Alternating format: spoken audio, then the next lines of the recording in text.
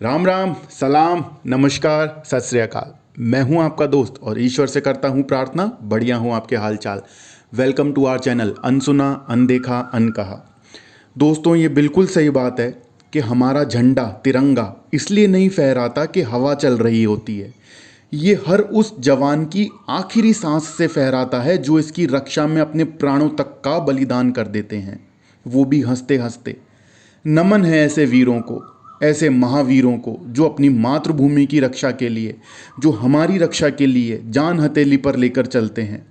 अपनी आखिरी सांस और आखिरी रक्त की बूंद तक देश के लिए जान न्यौछावर करने वाले विरले ही होते हैं। आज मैं जिस महानायक की गाथा आपको सुनाने जा रहा हूँ, इनकी बहादुरी के किस्से न केवल हमारे देश में बल्कि अन्य देशों में भी वीरता की मिसाल देते हुए सुनाए जाते हैं। अगले परमवीर चक्र विजेता जिनकी शूरवीरता की कहानी गाथा मैं आपको बताने जा रहा हूँ, उससे पहले कुछ पंक्तियाँ उनके लिए मेरे दिल से निकलती हैं, वो मैं आपके साथ शेयर करना चाहता हूँ। अगले परमवीर के लिए उसके अलावा कौन होता, अगले परमवीर के लिए उसके अलावा कौन होता, जो शहीद होते होते भी यही कह रहा था कि काश इस शरीर में थोड़ा खून और होता, काश इस शरीर में थोड़ा खून और होता। जी हाँ दोस्तों, अगले परमवीर चक्र विजेता हवलदार पीरू सिंह शेखावत जी। इनकी वीरता की कहानी सुनते ही दोस्तों पता नहीं क्यों मेरे रोंगटे खड़े हो जाते हैं, क्यों अंदर एक एक एक एक बहुत ही ज़्यादा जज्बा, जो बहुत ही ज़्यादा रेस्पेक्ट जो है वो हमारे सैनिकों के लिए और हमारी सेना के लिए जाग जाता है दिल में। जी हाँ, मैं बात कर रहा हूँ 6th राजपूताना राइफल के परमवीर चक्र विजेता श्रीमान हवलदार पीरू सिंह शेखावत जी के बारे में। इनका जन्म 20 मई 1918 को रामपुरा बेरी, झुंझुनू, राजस्थान में हुआ था। ये बचपन से ही आर्मी में भर्ती होने का सपना देखते थे और मात्र 15 वर्ष की उम्र में ही आयु में ही आर्मी में भर्ती होने चले गए। लेकिन इनकी कम आयु को देखते हुए उन्हें वापस भेज दिया गया। 17 साल की उम्र में उन्होंने फिर से आर्मी में भर्ती होने के लिए प्रयास किया और इनके इस जज्बे से कोई भी आश्चर्यचकित हुए बिना नहीं रह पाता था कि इतनी छोटी सी उम्र में क्यों ये बार बार आर्मी ज्वाइन करने और माँ भारती की सेवा करने ये बालक आ जाता है। लेकिन इस बार भी 17 वर्ष की उम्र में भी उन्हें ये कहते हुए वापस भेज दिया गया कि अभी आपकी उम्र 18 साल नहीं हुई है। जैसे ही 18 साल की उम्र होती है, इन्हें सेना में भर्ती कर लिया जाता है और ठीक 18 साल का होते ही सन 1936 में इन्हें राजपूताना राइफल्स में भर्ती किया गया। इनकी कदकाठी काफ़ी अच्छी थी और इनकी गजब की स्पोर्ट्समैनशिप थी। खेल कूद में तो ये बहुत ही अव्वल थे, खासकर हॉकी और बास्केटबॉल के खेल में। इनकी स्पोर्ट्समैनशिप को देखते हुए इन्हें जल्दी जल्दी प्रमोशंस मिलते थे। सबसे पहले ये नायक बने, फिर लांस नायक बने और फिर हवलदार पद तक पहुँचे। जैसा कि मैं आपको पहले बता चुका हूँ कि पहले पाकिस्तान ने झांगर पर कब्जा किया, काफ़ी सारे भारत के इलाकों पे, कश्मीर के इलाकों पे कब्जा किया, जिसे वापस भारतीय सेना ने छुड़ा लिया था पाकिस्तान के कब्जे से। और अब पाकिस्तान की नज़र राजौरी, नौशेरा को खोने के बाद टीथवाल सेक्टर पर थी, टीथवाल नामक जगह पे थी। टीथवाल पर भी पाकिस्तान ने अवैध कब्जा कर लिया था। जैसा कि आप जानते हैं कि कारगिल युद्ध के दौरान दुश्मन अधिक ऊंचाई पर बैठा था, जिसका उसने भरपूर फ़ायदा उठाने की कोशिश की थी। ऐसा ही कुछ दोस्तों टीथवाल सेक्टर के साथ भी था। जो टीथवाल की पहाड़ी है, जो टीथवाल का इलाका है, वहाँ पे भी यही था। वहाँ पे भी दुश्मन ऊपर ऊंचाई पर बैठा हुआ था और ऊपर जाने का रास्ता सिर्फ 1 मीटर चौड़ा था और बहुत दुर्गम था, जिसके नीचे की तरफ खाई ही खाई थी। टीथवाल सेक्टर को वापस हासिल करने के लिए 2 ऊंची चोटियों पर बैठे हुए दुश्मन को वहां से खदेड़ना बेहद जरूरी था, जिसकी जिम्मेदारी 6th राजपूताना राइफल को 163 ब्रिगेड की कमांड में दी गई। 6 राजपूताना राइफल को 2 कंपनियों चार्ली व डेल्टा में बांटा गया। पहली चोटी की जिम्मेदारी डेल्टा कंपनी को और उसके पीछे पीछे दूसरी चोटी की जिम्मेदारी चार्ली कंपनी को दी गई। 18 जुलाई को दोपहर 1:30 बजे डेल्टा कंपनी ने चढ़ाई शुरू कर दी।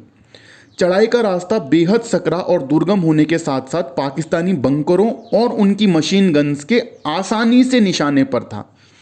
जैसे ही डेल्टा कंपनी ने चढ़ाई करना शुरू किया, पाकिस्तान ने भीषण गोलाबारी अपने बंकरों से, ऊंचाई पे बने हुए बंकरों से शुरू कर दी और मात्र आधे घंटे में 51 जवान मां भारती के लिए शहीद हो गए, जो संख्या में कंपनी की संख्या में आधे से भी ज़्यादा थे। इस हमले में डेल्टा कंपनी के कमांडर भी शहीद हो गए। श्रीमान पीरू सिंह जी के अलावा मात्र 15-20 जवान ही दुश्मन का सामना करने के लिए जीवित रह गए थे। इतने समय में पीरू सिंह जी ने यह देखा कि पाकिस्तानी सैनिक 3 बंकरों से मुख्यतः गोलाबारी कर रहे हैं, ऊंचाई पे जो मौजूद थे, जिन्हें तबाह करना बेहद ज़रूरी था। इस काम को अंजाम तक पहुंचाने के लिए श्रीमान पीरू सिंह जी मुट्ठी भर सैनिकों के साथ आगे बढ़ने लगे। तभी दुश्मन बंकर से फेंके गए ग्रेनेड से वे घायल हो गए। जैसे ही वो पहले बंकर की तरफ बढ़ रहे थे, तभी जो ग्रेनेड फेंका गया पाकिस्तानी बंकर की तरफ से, उससे वो घायल हो गए। फिर भी हिम्मत ना हारते हुए और प्रचंड पराक्रम की परिचय देते हुए, राजा रामचंद्र की जय का उद्घोष करते हुए, जय श्री राम का उद्घोष करते हुए, उन्होंने पहले पाकिस्तानी बंकर को नेस्त नाबूद कर दिया और कई पाकिस्तानी सैनिकों को मौत के घाट उतार दिया। इस समय तक पीरू सिंह जी के अतिरिक्त सभी जवान शहीद हो चुके थे। जी हां, अब मात्र अकेले पीरू सिंह जी ही बचे थे। अब अकेले पीरू सिंह जी को ही जंग जीतनी थी। उन्होंने ऐसे हालात में भी मुस्कुराते हुए मूंछों पर ताव दिया और दूसरे बंकर को तबाह करने के लिए अपनी स्टेन गन से फायर करते हुए आगे बढ़ते चले। इसी समय पाकिस्तान के दूसरे बंकर से आए ग्रेनेड से उनका चेहरा बुरी तरह घायल हो गया, जो कि उनके पास में ही आके फटा था दोस्तों, बिल्कुल पास में, और उनका चेहरा पूरी तरह घायल हो गया, जिससे उन्हें देखने में भी परेशानी होने लगी और इस हमले की वजह से उनके शरीर से बेहद खून बहने लगा और वो बेहोशी की हालत में जाने लगे। पर वो इतने पर ही नहीं रुके, इतने पर भी उन्होंने असंभव से लगने वाले कार्य को मुमकिन कर दिखाया और दूसरा बंकर भी तबाह कर दिया।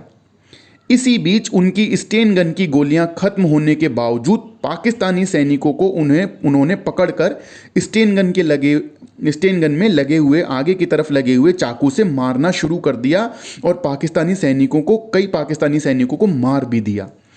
अब उनके निशाने पर तीसरा बंकर था। इस समय तक मेजर पीरू सिंह जी के शरीर से काफ़ी ज़्यादा खून बह चुका था और वो बेहद गंभीर हालत में थे। दूसरे बंकर को तबाह करके जैसे ही वो तीसरे बंकर की तरफ बढ़ रहे थे, तभी तीसरे बंकर से एक गोली, उनके दुश्मन की एक गोली उनके माथे और एक गोली सीने पर लग गई। लेकिन ये गोलियां भी पीरू सिंह जी को उनके इरादे में कामयाब होने से नहीं रोक पाईं। अपनी आखिरी सांस लेते हुए उन्होंने तीसरे बंकर की तरफ भी ग्रेनेड फेंका। जी हाँ दोस्तों, अचेत अवस्था में भी। क्यों मैं इसको इतना ज़्यादा पसंद करने वाला इंसान हूँ? क्योंकि अचेत अवस्था में भी उन्होंने ग्रेनेड को फेंका और वो वीर गति को प्राप्त हुए।